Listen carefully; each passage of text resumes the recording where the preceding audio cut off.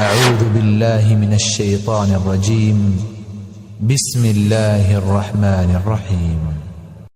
الدعوة نور وضاء تجلو ظلمات الحيران، منهج خير الناس جميعا لا يبلى عبر الأزمان، فالحكمة تكسو دعوتنا والرحمة فيها عنوان، ورسول الله يوجهنا.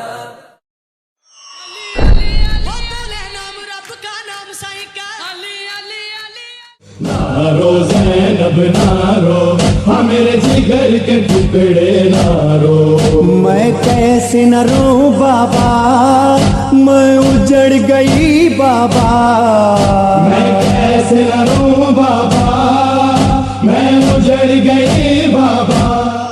شیعت کا دین، اس کے اصولوں میں سے ایک بہت بڑا اصول امامت کا۔ پیارے حسن حسین تو جنت کے نوجوانوں کے شہزادے ہیں۔ حسن حسین وہ مبارک نام ہے جو ان سے پہلے یہ نام کسی کا نہیں رکھا گیا۔ پاکستان کا ایک ذاکر سیدنا علی رضی اللہ عنہ کی امامت کا ذکر کرتے ہوئے کہتا ہے کہ جب تک ان کو امام معصوم نہ مانا جائے، نہ خون حلالی ہو سکتا ہے اور نہ ایمان پورا ہو سکتا ہے، نہ اللہ کی توحید مانی جا سکتی ہے، نہ محمد کی رسالت مانی جا سکتی ہے۔ وہ کہتا ہے قرآن پاک میں ہے والتین والزیتون، قسم ہے انجیر کی، قسم ہے زیتون کی، کا تین سے مراد حسن ہے، زیتون سے مراد حسین۔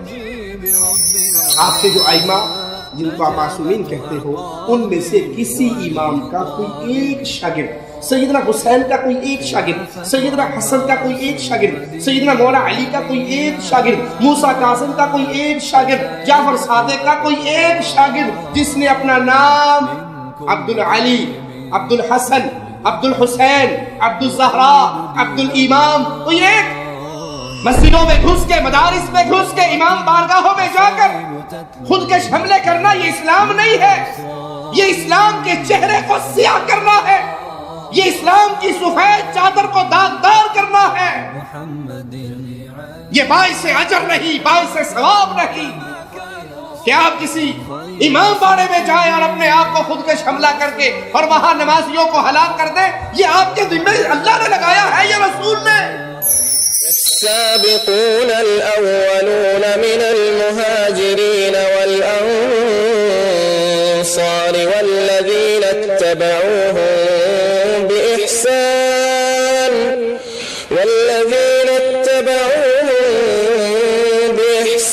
رضي الله عنهم ورضوا عنه وأعد لهم جنات تجري تحتها الأنهار خالدين فيها أبدا ذلك الفوز العظيم.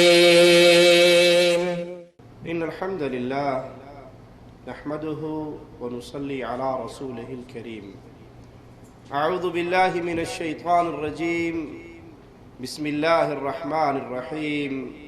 ونزلنا عليك الكتاب تبيانا لكل شيء.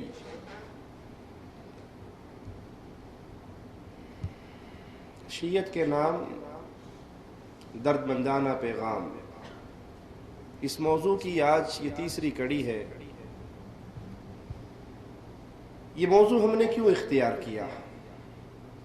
سب سے پہلے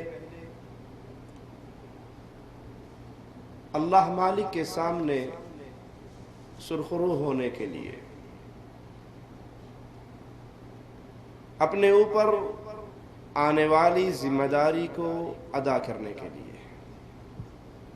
قیامت کے دن ہم اللہ مالک کے سامنے کہہ سکیں کہ ہم نے ان لوگوں کو حق کا پیغام پیار اور محبت کی زبان میں دیا جن کے عقائد میں اتنا بگاڑ کہ شاید اسلام کا ان عقائد سے کوئی تعلق نہ ہو، اور دوسری وجہ جس بنیاد پہ ہم نے یہ موضوع اختیار کیا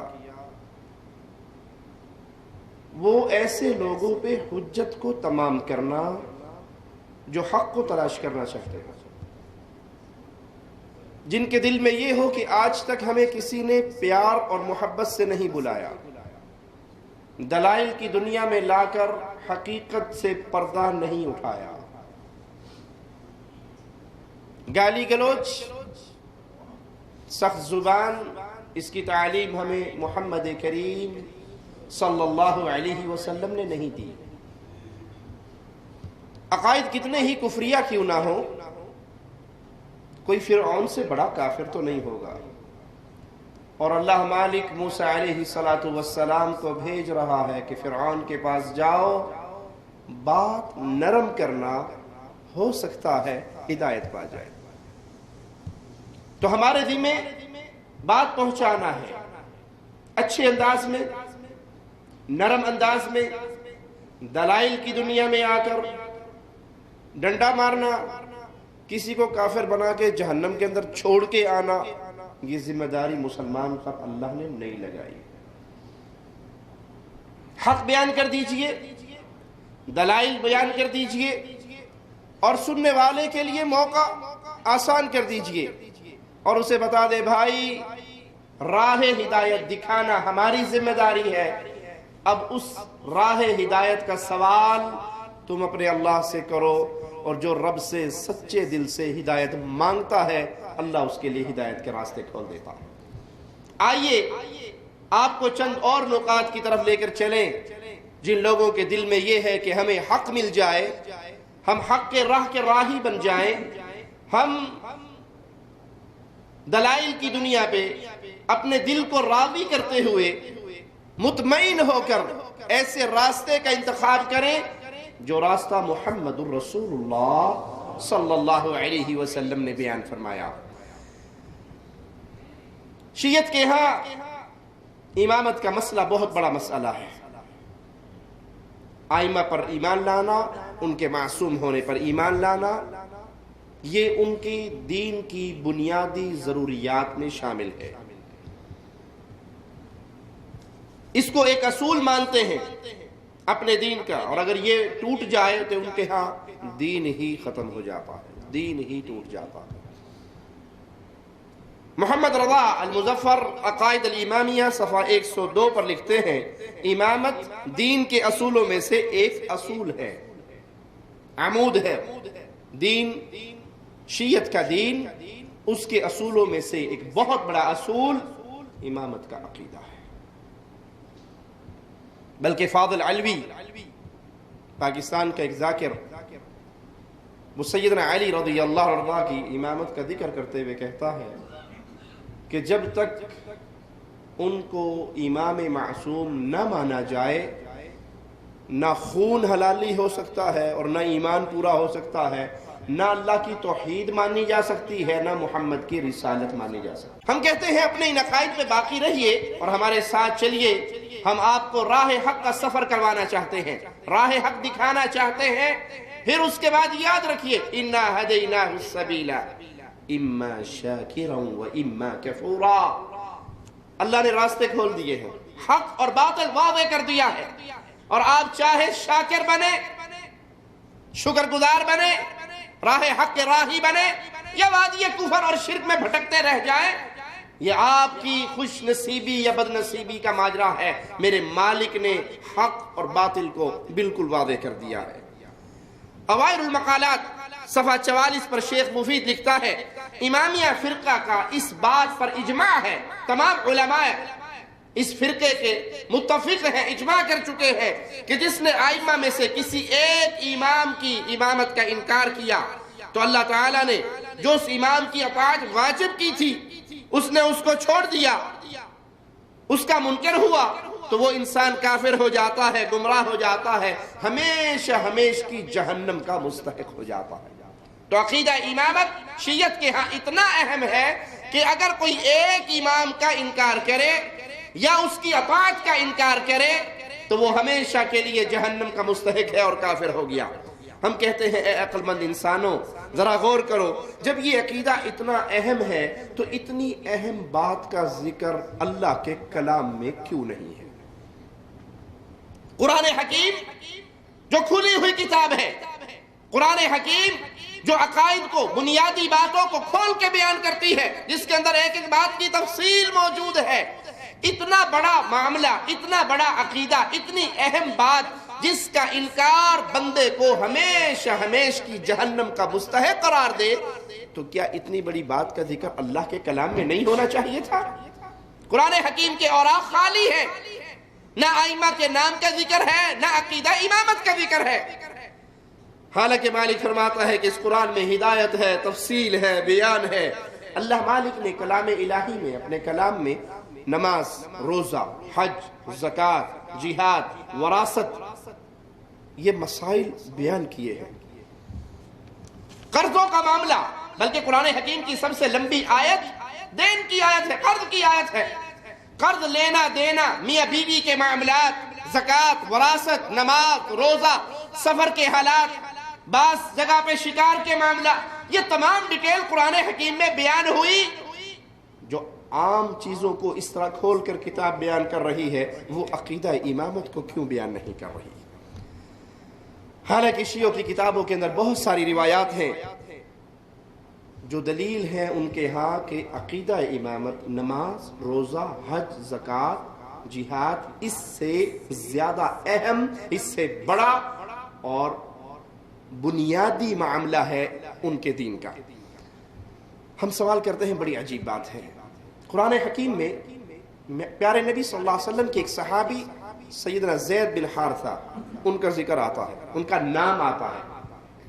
مالک نے سیدنا زید کا نام، آئیے اللہ کا کلام سنتے ہیں، سورۃ احزاب آیت نمبر 37، مالک فرماتا ہے فَلَمَّا قَضَى زَيْدٌ مِّنْهَا وَطَرًا، یہاں زید کا نام، ان کا قصہ موجود ہے، تو ہم پوچھتے ہیں کہ یہ مسئلہ امت کو بتانے کے لیے اللہ مالک نے اس پورے واقعے کو بیان کیا، تو سیدنا علی کی ولایت اور امامت کا ذکر کیوں نہیں کیا؟ زید کا نام آ سکتا ہے تو سیدنا علی کا نام کیوں نہیں آیا؟ سیدنا حسن کا نام کیوں نہیں آیا؟ سیدنا حسین کا نام کیوں نہیں آیا؟ اور سیدنا حسن و حسین کا نام قرآن حکیم سے ثابت کرنے کے لیے شیعہ ذاکروں نے تحریف کی قرآن میں۔ آئیے ایک ذاکر کا قصہ، اس کی تحریف کا انداز آپ کو سناتا ہوں۔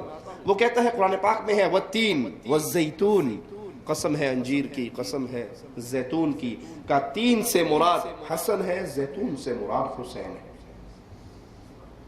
انا للہ و انا الیہ راجعون۔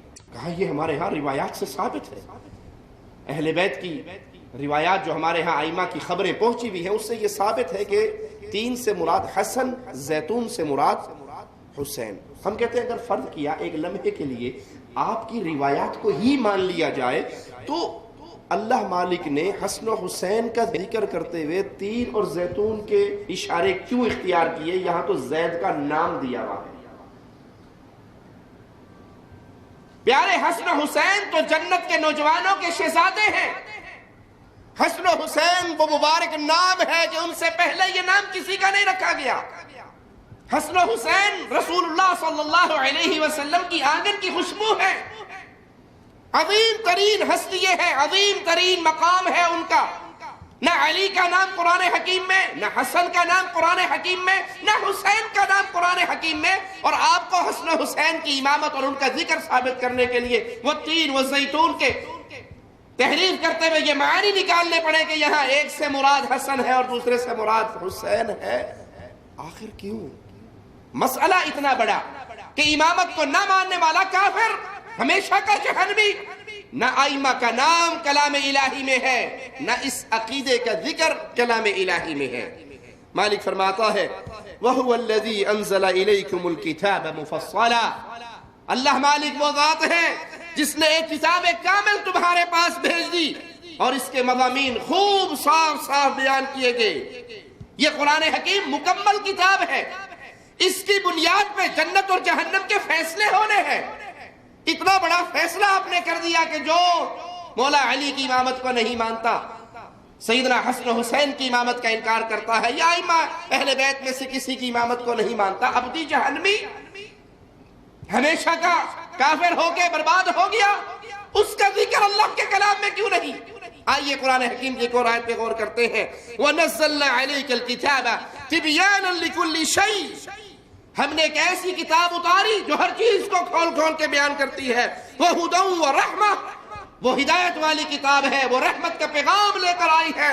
وَبُشْرَى لِلْمُسْلِمِينَ، مسلمانوں کے لیے، اہل اسلام کے لیے خوشخبری کا پیغام، اچھی خبر لے کے آنے والی یہ کتاب جس کے اندر یہ سارے مسائل موجود ہیں، جنت میں جانے کے طریقے موجود ہیں، جہنم سے بچنے کے طریقے موجود ہیں، آخرت میں نجات کس بنیاد پہ ہونی یہ تفاصیل موجود ہے، اللہ کن کاموں سے راضی ہوتا ہے یہ موجود ہے، اللہ کن کاموں سے ناراض ہوتا ہے یہ موجود ہے۔ لیکن اتنا اہم عقیدہ جس کی بنیاد پہ جس کے نہ ماننے یا کسی ایک امام کے انکار سے بندہ ہمیشہ کے لیے جہنم میں جائے، اس کا ذکر موجود نہیں ہے۔ مالک فرماتا ہے، یا ایھا الناس قد جاءتکم موعظۃ من ربکم وشفاء لما فی الصدور وہدی ورحمۃ للمؤمنین، اے لوگو تمہارے پاس تمہارے رب کی طرف سے ایک ایسی چیز آئی پوری انسانیت کے لیے، یہاں خطاب اہل ایمان سے نہیں ہے بلکہ یا ایھا الناس، اے انسانوں، اے لوگوں، اللہ کی طرف سے، تمہارے رب کی طرف سے تمہاری طرف ایک ایسی چیز آئی جو نصیحت ہے، جو دلوں کو بیماریاں لگ چکی ہیں اس کے لیے علاج ہے، شفا ہے، رہنمائی کرنے والی اور رحمت والی اہل ایمان کے لیے۔ یہ کلام الہی دلوں کا علاج ہے، یہ روحوں کی غذا ہے، یہ دلوں پہ پڑے ہوئے زنگ کو دھونے کے لیے اکسیر چیز ہے، اور جس کا علاج قرآن سے نہیں ہو سکتا، یاد رکھنا اس کے لیے دنیا میں کوئی علاج نہیں ہے۔ جس کو شفا قرآن سے نہیں ملتی اس کو شفا مل سکتی، روحانی بیماری ہو یا جسمانی بیماری ہو، ہر چیز کا علاج اللہ کے کلام میں ہے۔ اس کو پڑھ کے تو دیکھیے، اس کو دل سے لگا کے تو دیکھیے، اس پہ عمل کر کے تو دیکھیے، اس کے ذریعے اپنے خالق کو پکار کے تو دیکھیے، اس کو پڑھ کر اپنے رب سے مانگ کے تو دیکھیے اللہ تمہیں کیا کچھ عطا فرماتا ہے۔ یہ کھلی ہوئی کتاب، یہ دلوں کے لیے شفا۔ پھر کیسے ممکن ہے کہ کفر کی ایک بیماری باقی ہو جس کا علاج اس کلام الہی نے بیان نہ کیا ہو؟ ائمہ کا ذکر نہ کلام میں، نہ قرآن حکیم میں، نہ ان کے نام کا ذکر، نہ اس عقیدے کی تفصیل، اور اس عقیدے کو نہ ماننے کی بنا پر ہمیشہ کی جہنم کا اندیشہ بھی ہو، آرڈر بھی ہو، اور قرآن حکیم کے اوراق اس سے خالی ہو۔ مگر 7ویں صدی ہجری کا ایک شیعہ عالم علامہ جمال الدین حسن بن یوسف، وہ اپنی کتاب کے صفحہ 65 پہ لکھتا ہے، ایمان کو پیدا کرنا، اس کو قوت کے ساتھ ٹھکانہ دینا، اس کا نام لے کر اس کی اطاعت کا حکم کرنا اللہ پر واجب ہے۔ یہ عقیدہ امامت، اے عقل مند انسانوں، آپ کے ہاں اتنا اہم ہے کہ آپ کا علامہ کہہ رہا ہے امام کو پیدا کرنا، قوت دے کے اس کو تمکین اور ٹھکانہ دینا، اس کے نام کی وضاحت کرنا، اس کی اطاعت کا حکم دینا، یہ اللہ پر واجب ہے۔ مزید سنیے، وحید الخراسانی اپنی کتاب کے صفحہ 36 پہ لکھتا ہے، دینی معارف کے لیے اصول یہ ہے کہ یہ صحیح نہیں ہم یہ ہر کسی سے اصول لیتے پھریں، ہم جب بھی دین کا اصول لیں گے تو 2 چیزوں میں سے لیں گے، یا اللہ کے کلام سے لیں گے یا حدیث مبارکہ سے لیں گے۔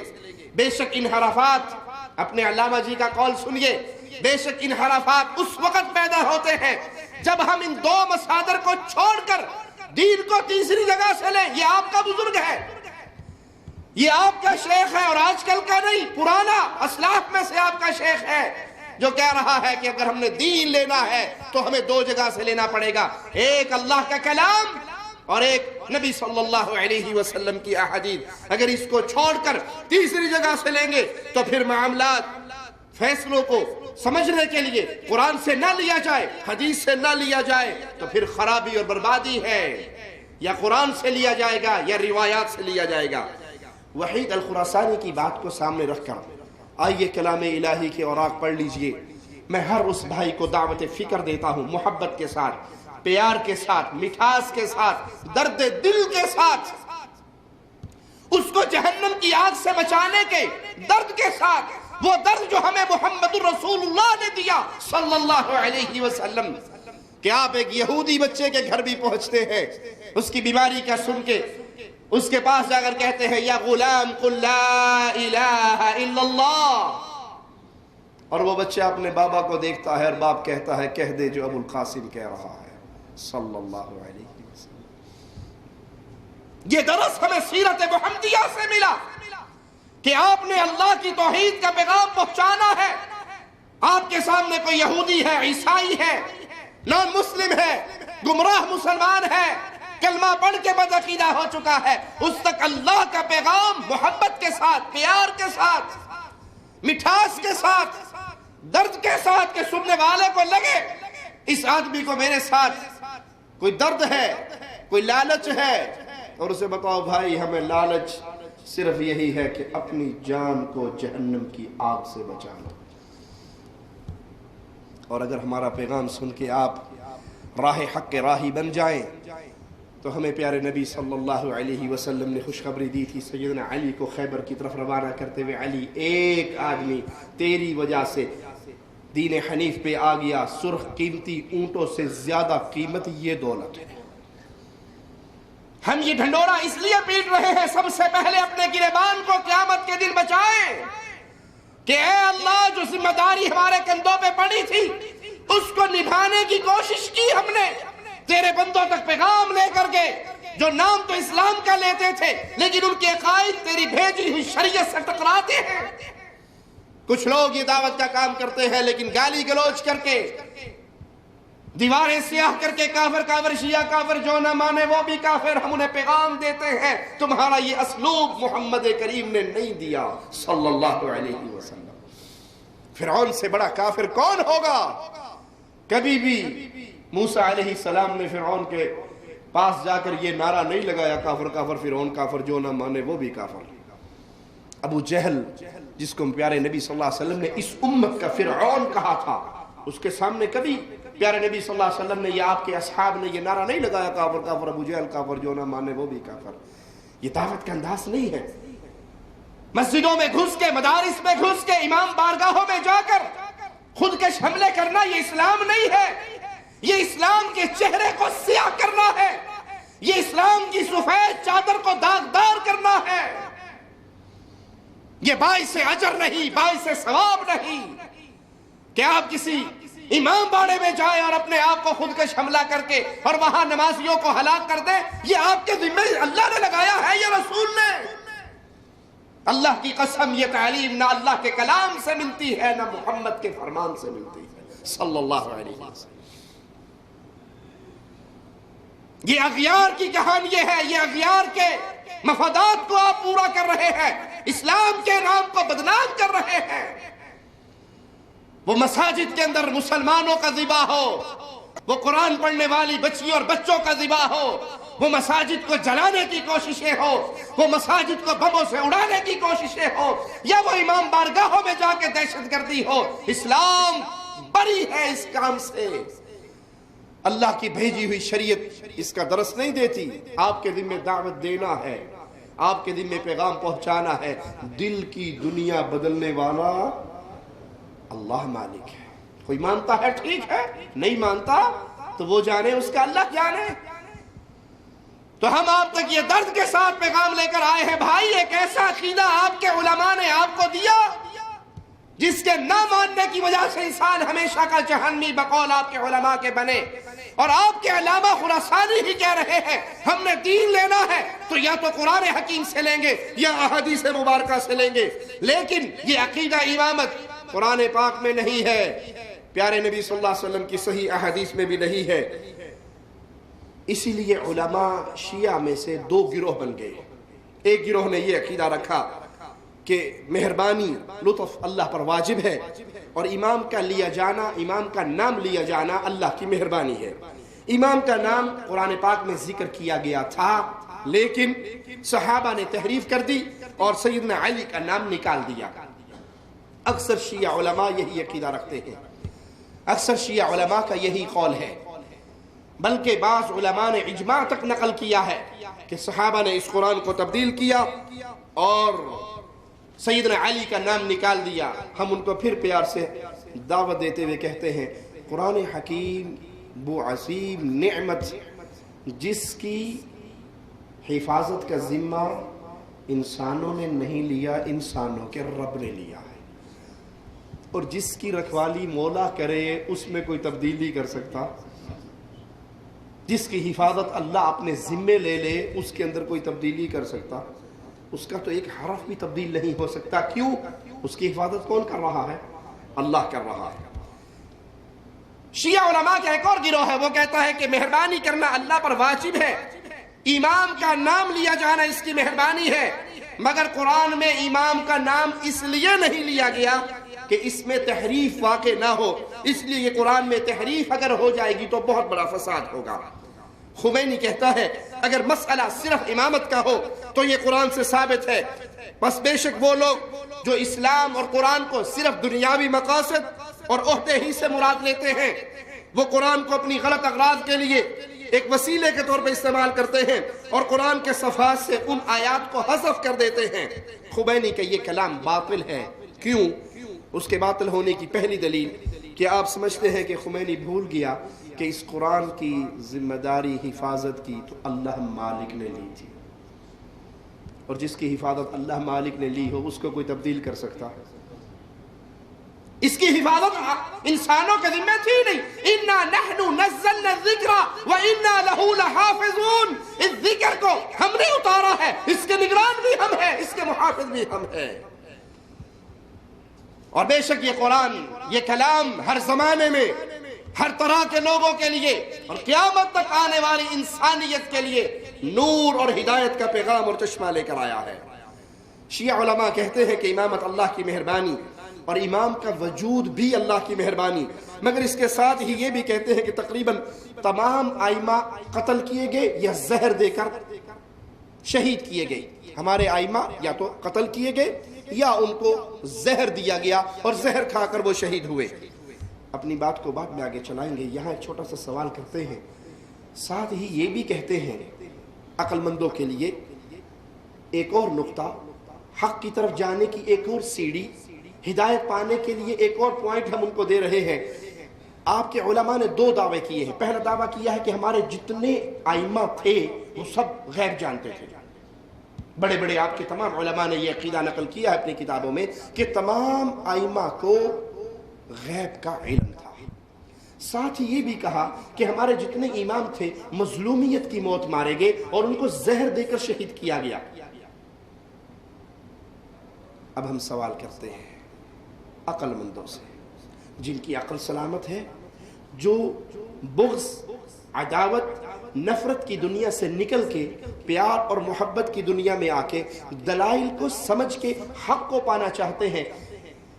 जहर जो दिया गया पानी में या खाने में, इसी तरीके से दिया गया होगा। आपने कहा हमारे आइमा को इल्म गैब है। सैयदना हसन के बारे में मशहूर किया हुआ है कि नाउज़ु बिल्लाह सुम्मा नाउज़ु बिल्लाह, सैयदना अमीर मुआविया ने उनको जहर वाला खाना खिलाया, एक दफ़ा खिलाया बच गए, दूसरी दफ़ा खिलाया बच गए, तीसरी दफ़ा जब खिलाया तो फिर ना बच सके और शहीद हो गए।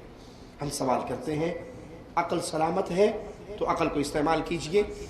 सैयदना हसन को गैब था बकौल आपके, खाना, दूध, पानी, किसी जरिए से उन्हें जहर दिया गया। वो तो पहले से गैबदान थे, जानते थे कि इस खाने में, इस पीने में, इस जूस में, इस दूध में, इस चीज़ में, इस लिक्विड में जहर मिला हुआ है, जो मकसद मुझे कत्ल करना है, तो उन्होंने वो जहर जानबूझ के खाया।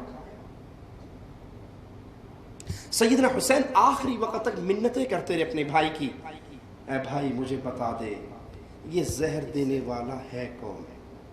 का क्या करेगा? कहा मैं उसको कत्ल करके उसकी लाश को सूली पे टांग के उससे इंतकाम लूंगा कि तूने मोहम्मद के नवासे को कत्ल किया है।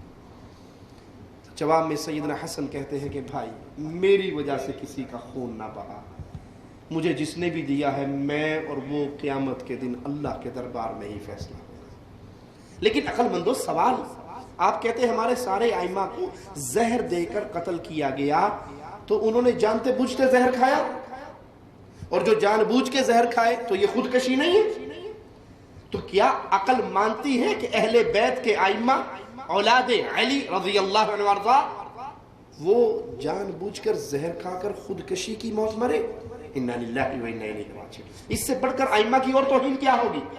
یہ تو ائمہ کی گستاخی ہے، یہ تو اولاد علی کی گستاخی ہے، یہ تو پیارے نبی کی آل کی گستاخی ہے کہ انہوں نے جان بوجھ کے زہر کھا لیا اور خودکشی کر کے فوت ہو گئے۔ نہیں، اللہ کی قسم، غیب کی ساری کنجیاں صرف اللہ کے پاس ہیں، اللہ کے علاوہ کوئی غیب نہیں جانتا۔ ائمہ کو ظالموں نے زہر دیا اور وہ مظلومیت کی موت شہید ہوئے، یہ بات تو درست ہے، لیکن انہیں غیب کی خبر نہیں تھی۔ یہ خبر جھوٹی ہے جو تم نے مشہور کر دی۔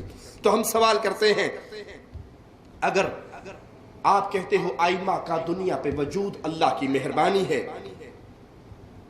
تو پھر اللہ نے اپنی مہربانی کو برقرار رکھنے کے لیے انہیں ہمیشہ کی زندگی کیوں نہیں عطا کی؟ اللہ کی مہربانی اٹھ جائے تو فساد ہوگا، ائمہ فوت ہوئے تو فساد ہوا، ائمہ اہل بیت اٹھا لیے گئے تو دنیا کے اندر شر پھیلا۔ یہ رحمت اٹھی، جب رحمت اٹھتی ہے تو پھر زحمت اور عذاب آتا ہے۔ اگر یہ ائمہ اللہ کی مہربانی تھے تو پھر سوال ہے کہ اللہ نے ان کو دوام کیوں نہ بخشا، حالانکہ ان کے قتل ہو جانے سے بہت بڑی خرابی پیدا ہوئی۔ جب یہ بات قبول کرتے ہو تو پھر سوچئے کہ اللہ نے ائمہ کا نام قرآن پاک میں کیوں نہ بیان کیا، اور تمہارے علماء کی وہ بات باطل ثابت ہوئی کہ اس لیے بیان نہ کیا کہ قرآن میں تحریف ہوتی تو فساد ہوتا۔ بھئی جب اللہ کے پیارے بندوں کے مر جانا، ان کا قتل ہو جانا، ان کا شہید ہو جانا، ان کو زہر دیا جانا، یہ فساد نہیں ہے؟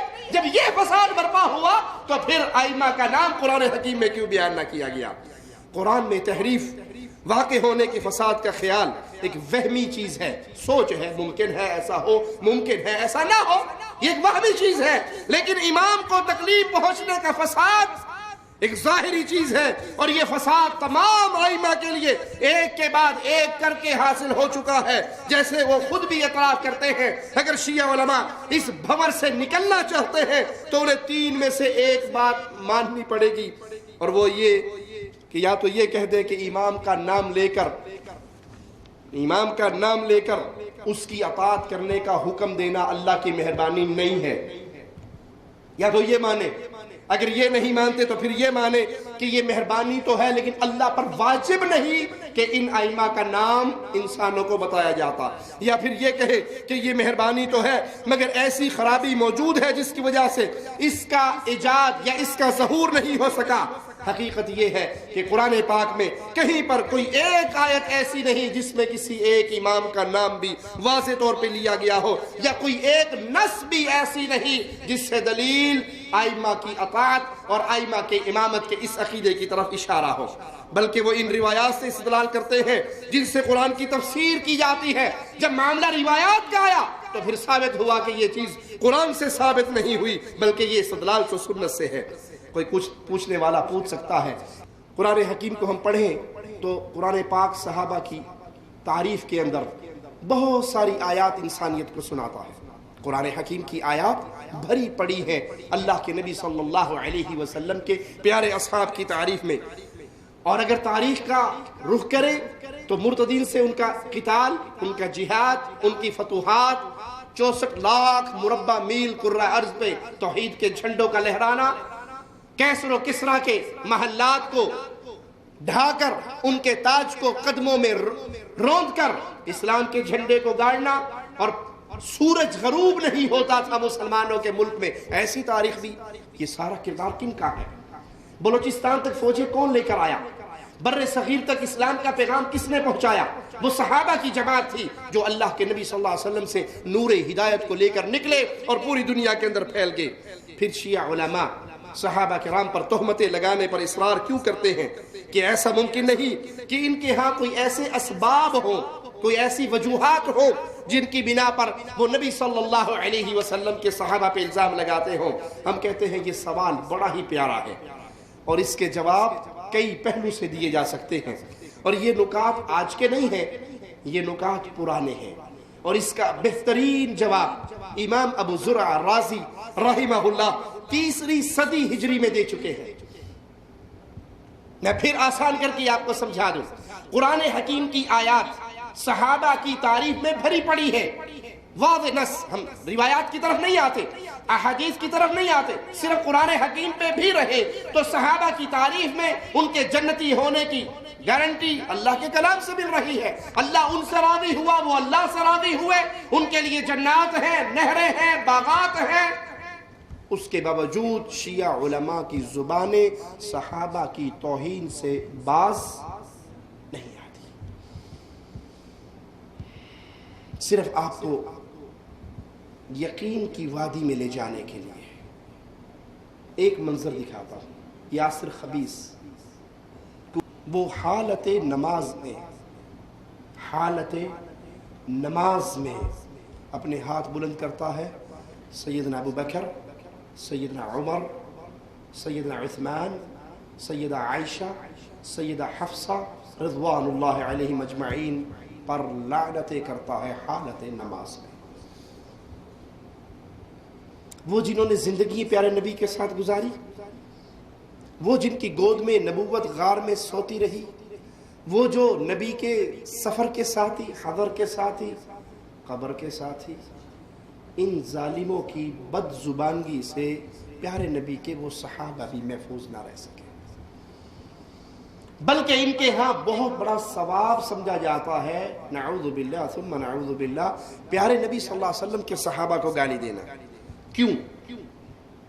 اس کا جواب 3 صدی ہجری میں اہل سنت کے امام ابو زرع رازی رحمہ اللہ ارشاد فرماتے ہوئے کہتے ہیں, جب آپ دیکھیں کوئی انسان صحابہ پر طعن کرے, صحابہ پر جرح کرے, صحابہ کو اپنی گندی زبان سے, برے الفاظ سے یاد کرے, تو یاد کر لیجئے ایسا انسان زندیق ہے, یہ مجرم ہے, یہ زندیق ہے.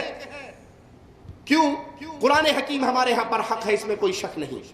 سنت رسول صلی اللہ علیہ وسلم ہمارے ہاں برحق ہے, اس میں کوئی شک نہیں. جب قرآن اور سنت ہمارے ہاں برحق ہے, قرآن اور سنت ہم تک پہنچی کیسے, کن کے ذریعے؟ جی صحابہ کے ذریعے. قرآن حکیم کو سب سے پہلے سنا اصحاب رسول اللہ نے, سب سے پہلے عمل کیا اصحاب رسول اللہ نے, اس کو آگے پہنچایا اصحاب محمد کریم نے.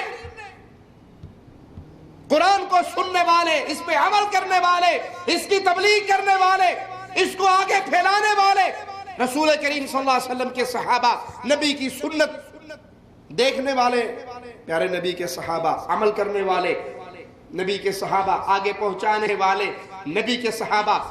وہ بنیادی نقطہ امام ابو زرع رازی رحمہ اللہ سمجھا رہے ہیں. صحابہ سے دشمنی کی وجہ قرآن سے دشمنی ہے, حدیث محمد سے دشمنی ہے. یہ اصل میں صحابہ کے دشمن نہیں, یہ قرآن کے دشمن ہے, یہ حدیث کے دشمن ہے. صحابہ کی ذات پہ طعن اس لیے کرتے ہیں کہ جب صحابہ کی ذات مشکوک ہو جائے گی تو قرآن مشکوک ہوگا یا نہیں.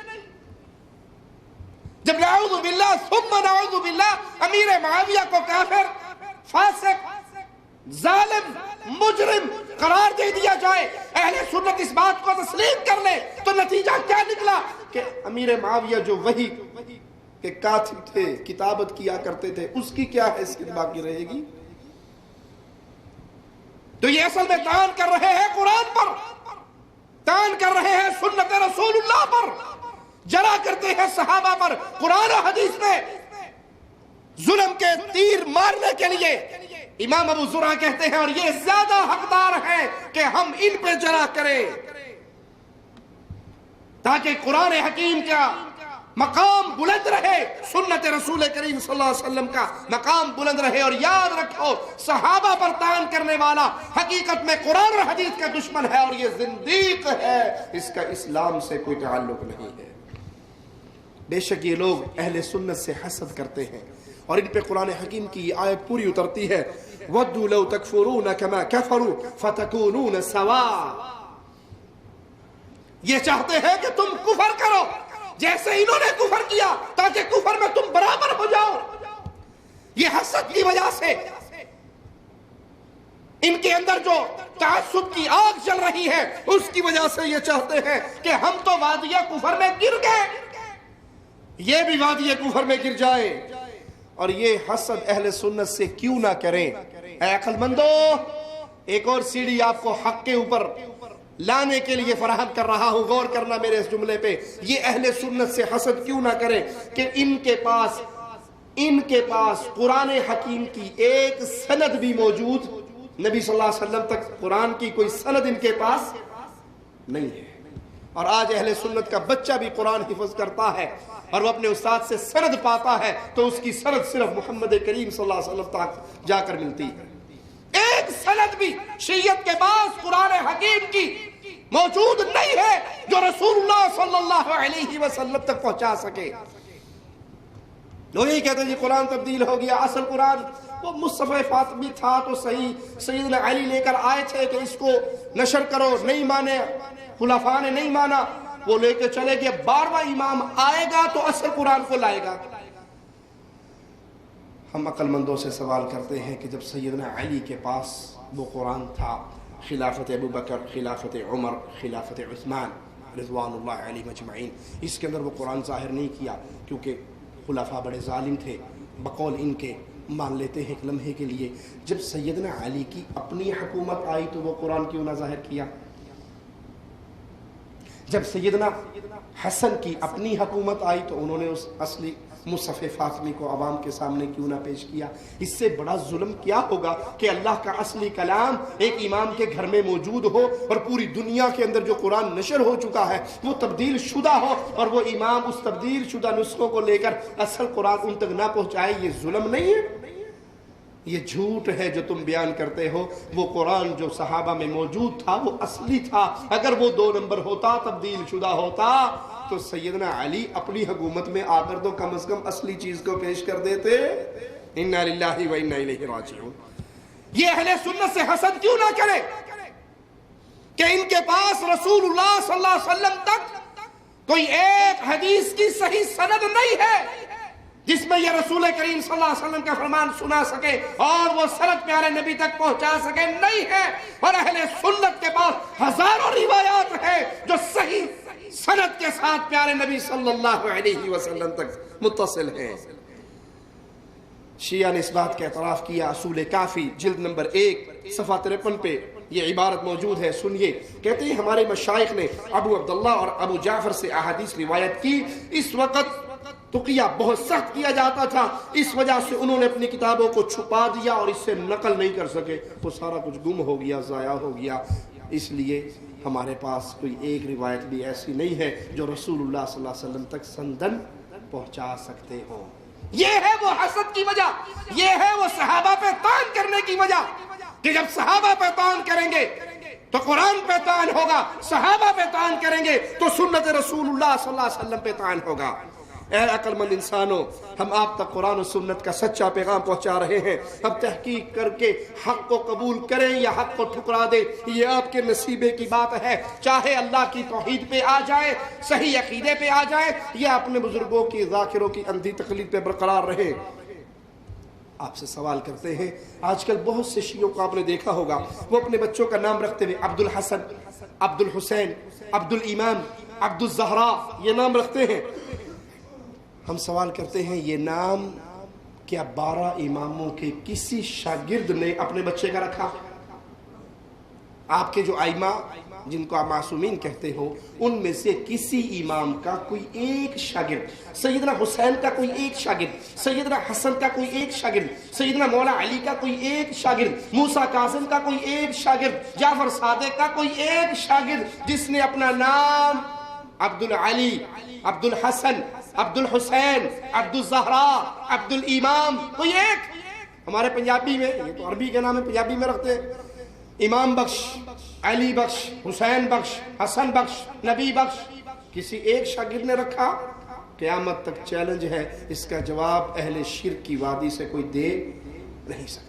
12 اماموں میں سے کوئی ایک امام, اس کا کوئی ایک شاگرد ثابت کر دیجئے جس نے یہ نام رکھا ہو, یا ان ائمہ میں کسی ایک امام کا قول صحیح سند کے ساتھ ثابت کر دیجئے کہ انہوں نے اپنے شاگردوں کو حکم دیا ہو کہ تیرے گھر بیٹا پیدا ہوگا تو اس کا نام عبد الزہرا رکھنا, عبد الامام رکھنا, عبد الحسن رکھنا. کہتے ہیں جی وہ آپ نہیں مانتے, اصل میں عبد الحسین سے مراد حسین کا بندہ نہیں ہے, حسین کا خادم ہے. حسین کا خادم، حسن کا خادم، علی کا خادم. تو ہم سوال کرتے ہیں کہ پھر کیا آج کے دور میں لوگ عبد المسیح اور عبد الکعبہ بھی نام رکھ سکتے ہیں؟ کیا شرک ایک بار دوبارہ پھر اس امت کے اندر اسی طرح لوٹ آئے گا؟ کیا یہ نام اللہ کی عبودیت میں غیروں کو شریک بنانا نہیں ہے؟ کیونکہ ہم سارے بندے کس کے ہیں؟ اللہ کے. اسی لیے پیارے نبی صلی اللہ علیہ وسلم کا فرمان ہے اللہ کو ناموں میں سب سے زیادہ پیارا نام عبداللہ اور عبد الرحمن. یہ دو نام اللہ کو بہت پسند ہے. اللہ کا بندہ، رحمان کا بندہ. یہ توحید ہے، اللہ کا بندہ، رحمان کا بندہ. اور یہ شرک ہے، حسن کا بندہ یا حسین کا بندہ یا علی کا. آئیے مالک کا فرمان سنتے ہیں، وہ کس کی عبادت کا حکم دیتا ہے؟ بل اللہ فاعبد، بلکہ صرف ایک اللہ کی عبادت کر. نبیوں کو بھی یہی حکم، ولیوں کو بھی یہی حکم، بزرگوں کو بھی یہی حکم، ائمہ کو بھی یہی حکم. نہ امام اولاد دیتے ہیں، نہ پیر اولاد دیتا ہے، نہ بزرگ اولاد دیتے ہیں. اولاد دینے والا کون؟ کلام الہی اس پر دلیل ہے. یہب لمن یشاء اناثا ویہب لمن یشاء الذکور او یزوجہم ذکرانا واناثا ویجعل من یشاء عقیما. بیٹے اللہ دیتا ہے، بیٹیاں اللہ دیتا ہے. ملا جلا کر، جی ملا جلا کر. اور بانجھ بھی کرے تو کون؟ اللہ کے علاوہ کوئی اور کر سکتا ہے؟ نہیں کر سکتا. یہ قرآن حکیم کی دلیل ہے. اللہ مالک کہتا ہے بیٹے میں دوں، بیٹیاں میں دوں، ملا کر میں دوں، مکس کر کے میں دوں، کسی کو کچھ نہ دوں، بانچ کر دوں. یہ اختیار بھی اللہ کا ہے. تو بیٹا تو اللہ دے رہا ہے.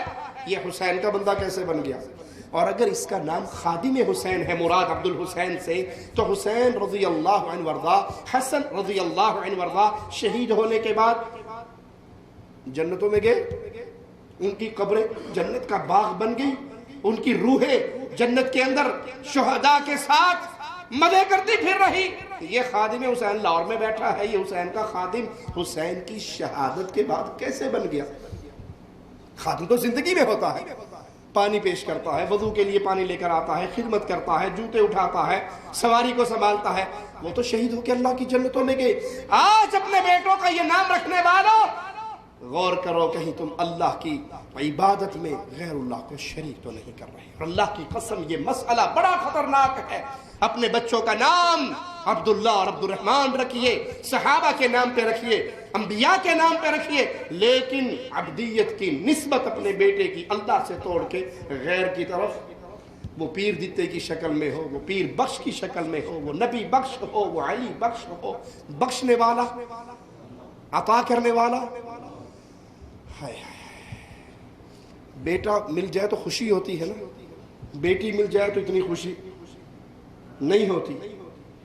حالانکہ ایسی بات کہیں قرآن و حدیث میں ذکر، بیٹیوں کی فضیلت قرآن میں زیادہ، حدیث میں زیادہ آئی ہے کہ کسی کی 3 بیٹیاں ہوں اور وہ نیک تربیت کرے، نیک جگہ پہ شادی کر دے، یہ 3 بچیاں قیامت کے دن آڑ اور پردہ بن جائیں گی.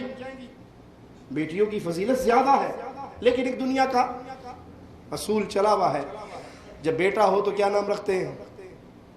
پیر دیتا، پیر بخش، نبی بخش، علی بخش، ولی بخش، امام بخش، حسین بخش، حسن بخش. اور بیٹی ہو، آپ نے کبھی کوئی پیر دیتی دیکھی؟ پیر دیتا تو دیکھا، پیر دیتی نہیں. بیٹی کمزور ہے نا، اس کی نسبت اللہ کی طرف نہیں کرتے. پوڑی ہو تو پھر اللہ رکھے، اللہ وسائی، اللہ بخشی. وہ اللہ وسائی ہے، وہ اللہ دیتی، وہ اللہ بخشی ہے، وہ اللہ رکھی ہے. اور بیٹا ہو تو وہ پیر دیتا ہے. ظالمو، تم نے اپنے رب کی شان، غیرت، قدر کو نہیں سمجھا. تو یہ نام رکھنا حقیقت میں وادی ایمان سے نکل کے وادی شرک میں جانے کے مترادف ہے. آئیے آپ کو سمجھانے کے لیے آخری بات کہہ کے بعد ختم کرتا ہوں. شیعہ مذہب کی حقیقت کا ایک سیاہ باب اور دکھاتا جاؤں. چھیڑنا مقصود نہیں، طنز کرنا مقصود نہیں، کسی کے جذبات کو ٹھیس پہنچانا مقصود نہیں. مقصود یہ ہے، ہو سکتا ہے اس باب کو پڑھ کر کوئی عقل مند راہ حق کا راہی بن جائے. جو مسلمانوں کا دشمن ہو، کوئی مسلمان اس کی تعریف کر سکتا ہے؟ جو مسلمانوں کا دشمن، جو مسلمانوں کے بچوں کو ذبح کر رہا ہو، جو مسلمانوں کا قتل عام کر رہا ہو، جو مسلمانوں کی خون کی ندیاں بہا رہا ہو، کوئی مسلمان مسلمانوں کے قاتل کی تعریف نہیں کر سکتا. یہ شان بھی ملی ہے تو شیعہ علماء کو ملی ہے. ذرا آئیے ہمارے ساتھ رہیے. تاتاری اسلام کے دشمن تھے, اس میں کوئی شک ہے؟ ہلاکو خان, چنگیز خان, تاتاری قوم اسلام کی دشمن, مسلمانوں کی دشمن. شاید ہی ان سے بڑھ کر کوئی مسلمانوں کا دشمن ہو کہ بغداد میں 15 لاکھ مسلمان تاتاریوں کی تلوار سے قتل ہوئے, خون کی ندیاں بہائی گئی, نہروں کے رنگ, دریاؤں کے رنگ سرخ ہو گئے. اس شدت سے مسلمانوں کو قتل عام کیا گیا. لیکن اس کی تعریف کرتے ہوئے شیعہ علماء آپ کو نظر آئیں گے.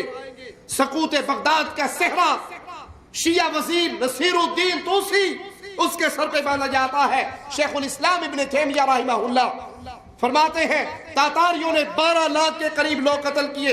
اسلام نے ایسا مقتل اپنی تاریخ میں کبھی نہیں دیکھا جیسا مقتل تاتاریوں نے مسلمانوں کا کیا. انہوں نے ہاشمیوں کو قتل کیا, عباسیوں غیر عباسیوں کو قتل کیا, ان کی عورتوں کو اپنی لونڈیاں بنا کر لے گئے. پس وہ انسان اہل بیت سے محبت کا دعویٰ کیسے کر سکتا ہے جو ان ظالموں, ان تاتاریوں کی تعریف کرے جنہوں نے ہاشمیوں کا لہو بہایا اور ان کی عورتوں کو اٹھا کر لے گئے. ابن قیم رحمہ اللہ فرماتے ہیں جب معاملہ, اس وزیر کا نام تھا نصیر الدین طوسی, جو شیعہ عالم تھا بہت بڑا. ابن قیم رحمہ اللہ فرماتے ہیں جب معاملہ نصیر الشرک والکفر, ملحد اور ملحدوں کے وزیر نصیر طوسی ہلاکو خان کے وزیر تک پہنچ گیا تو اس نے اپنے جی کو اہل دین اور اہل سنت, نبی صلی اللہ علیہ وسلم کی سنت کی تباہ کرنے والوں سے تشفی دی. ان پہ ایسی تلوار چلائی, اہل سنت پہ ہلاکو خان کے وزیر نصیر الدین طوسی نے ایسی تلوار چلائی کہ اس کے ساتھی ملحد وہ بھی خوش ہو گئے, ان کے سینے بھی ٹھنڈے ہو گئے. خلفاء قتل ہوئے, قضات قتل ہوئے, فقہاء قتل ہوئے, محدثین قتل ہوئے. مکتبات, مسلمانوں کی کتابیں وہ اٹھا کے دریاؤں کے اندر پھینک دی گئی اور باقی چھوڑا گیا. نجومیوں کو, جادوگروں کو, فلسفیوں کو ساری مساجد ان کے حوالے کر دی گئی اور سارے اوقاف ان کو دے دیے گئے اور ہلاکو خان کے سب سے قریبی انہی لوگوں کو قرار دیا گیا. اور ان لوگوں نے اللہ مالک کی صفات, علم, قدرت, زندگی, سمع, بصر, ان صفات کا انکار کیا اور یہ کہا اللہ نہ ہی عالم کے داخل میں ہے نہ ہی خارج میں ہے, عرش میں قطعاً کوئی ایسا معبود نہیں ہے جس کی عبادت کی جائے. یہ طوسی خائن خلیفہ معتصم کا وزیر تھا. سقوط بغداد میں سب سے بڑا کردار, تاتاریوں کے بغداد پر حملے کا سب سے بڑا کردار اسی طوسی نصیر ظالم نے ادا کیا. ایک شیعہ عالم خنساری نصیر الدین طوسی کے حالات بیان کرتے ہوئے اس کی تعریف میں کہتا ہے حکیم و دانا, علم کا سمندر, جلیل القدر. اس کے جملہ مشہور, معروف, منقول کام جو اس کی نیکیے ہیں.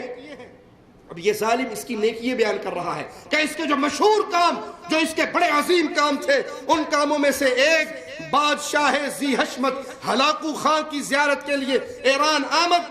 ہلاکو خان بن چنگیز خان تاتاریوں, ترکوں, مغلوں کے عظیم الشان بادشاہوں میں سے تھا. وہ سلطان المعید کے مرکب میں پوری تیاری کے ساتھ دارالسلام بغداد آیا تاکہ وہ بندوں کی اصلاح کرے.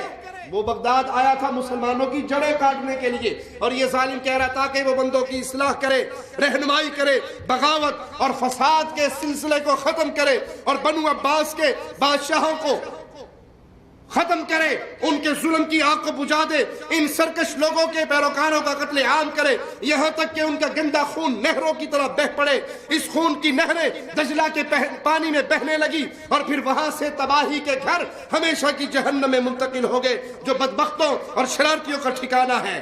خمینی اپنی کتاب الحکومہ الاسلامیہ صفحہ 142 میں لکھتا ہے جب تقیہ کے حالات ہم میں سے کسی ایک پہ نازم کر رہے ہو کہ حکمران طبقے کی صفحہ میں داخل ہوا جائے تو اس وقت تقیہ سے امتناع واجب ہوتا ہے, اگرچہ اس کی وجہ سے اسے قتل ہی کیوں نہ کرنا پڑے, سوائے اس کے کہ اس کا حکمرانوں کی صفوں میں داخل ہونا شکلی طور پہ حقیقی معنوں میں اسلام اور مسلمانوں کی نصرت ہو جیسے نصیر الدین طوسی نے کیا. نصیر الدین طوسی نے مسلمانوں کی نصرت نہیں کی, مسلمانوں کی مدد نہیں کی, بلکہ مسلمانوں کے اوپر تاتاریوں کو لا کے مسلط کیا جنہوں نے مسلمانوں کا قتل عام کیا. یہی خمینی اپنی کتاب الحکومہ الاسلامیہ صفحہ 128 پہ مزید لکھتا ہے ایسے ہی لوگ اس خسارے کو بھی محسوس کرتے ہیں جیسے خواجہ نصیر الدین طوسی اور ان جیسے لوگوں کا کھو جانا بچھڑ جانا جنہوں نے اسلام کے لیے جلیل القدر خدمات پیش کی, جس نے اسلام کی جڑیں کاٹی, جس نے بغداد کی اینٹ سے اینٹ بجائی, جس نے مسلمانوں کی سروں کے مینارے تیار کیے, اس کو خمینی کہہ رہا ہے اس نے اسلام کے لیے بڑی خدمات کی. شیعہ علماء میں سے صرف ابن العلقمی اور طوسی اکیلے نہیں جنہوں نے حملہ آوروں کا ساتھ دیا ہو, بلکہ ایک شیعہ عالم جو ان حملہ آوروں سے صلح کرتا ہے, اپنے لیے امان کا لیٹر لیتا ہے ہلاکو خان سے, اپنے مرید کو بھیجتا ہے خط دے کر کہ ہم سارے کے سارے اس محلے کے باسی آپ کے لشکر میں شامل ہیں. ہلاکو خان کہتا ہے پھر میرے لشکر کے جھنڈے کے نیچے آ جاؤ. اس کا نام سید مجدد الدین ابن طاؤس یہ خط لکھتا ہے اور ہلاکو خان کو کہتا ہے ہم آپ کے جھنڈے کے نیچے ہیں, ہم آپ کے ساتھ ہیں. پیارے بھائی, اللہ سے دعا ہے اللہ ہمیں حق کہنے, حق کو سننے, آگے سنانے, اس کا پیغام پھیلانے کی توفیق عطا فرمائے. ہمیں زندہ رکھے تو ایمان پہ رکھے, ہمیں موت دے اس حال میں دے کہ اللہ ہم سے راضی ہو. یہ پیغام میرے ہر اہل سنت بھائی کو بھی ہے کہ اس موضوع کو یاد کیجئے اور ان تک پہنچائیے جن کے سامنے ابھی تک ان کے ذاکروں نے شرک کی گھٹا ٹوپ چادریں چڑھائی ہوئی ہیں. آپ کے اوپر لازم ہے, آپ کا دوست ہو, آپ کا عزیز ہو, آپ کا رشتہ دار ہو, آپ اس کو محبت اور پیار سے توحید کا پیغام دے, صحابہ کی عزت کا پیغام دے, قرآن حکیم کی حقانیت کا پیغام دے. اور یاد رکھیں یہ پیغام دیتے ہوئے دو ہی باتیں آپ کے ذہن میں ہو کہ اے اللہ میں اس پیغام کو پہنچا رہا ہوں تاکہ قیامت کے دن میری جان بچ جائے کہ میں نے یہ حق ادا کر دیا. اللہ کی قسم میرے پیارے نبی صلی اللہ علیہ وسلم کے صحابہ اس دین کو پھیلانے کے لیے دنیا کے اندر پھیلے, اور اگر صحابہ کی جماعت نہ ہوتی تو دین پھیل نہ سکتا. اب ہم صحابہ کے وارث ہیں. اگر آپ کا دل اندر سے یہ کہے ہاں واقعی میں صحابہ کا وارث ہوں, میں ابو بکر, عمر, عثمان, علی, حسن, حسین, طلحہ, سعد, سعید رضوان اللہ علیہم اجمعین کا وارث ہوں, تو اللہ کے لیے بستر پہ لیٹتے ہوئے رات کو سوچنا ابو بکر کے وارث نے ابو بکر کی کس سنت پہ عمل کیا ہے, عمر کے وارث نے عمر کی وراثت کے ساتھ کیا سلوک کیا ہے. ہماری زندگی, ہماری جوانی, ہمارا مال, ہماری دولت, ہمارے وقت وہ دنیا کے مشغلوں کے اندر ہمیں پھنسا کے موت کے قریب کر رہے ہیں, یا ہم نے اپنی زندگی میں سے کچھ وقت نکال کے اس وراثت کا حق ادا کیا جو محمد کے صحابہ نے سنبھال کے ہمارے کندھوں پہ ڈال دی تھی صلی اللہ علیہ وسلم. اقول قولي هذا واستغفر الله لي ولكم ولسائر المسلمين فاستغفروه انه هو الغفور الرحيم. لا إله إلا الله محمد رسول الله عليه صلاة الله وآله والأحبة. لا إله إلا الله محمد رسول الله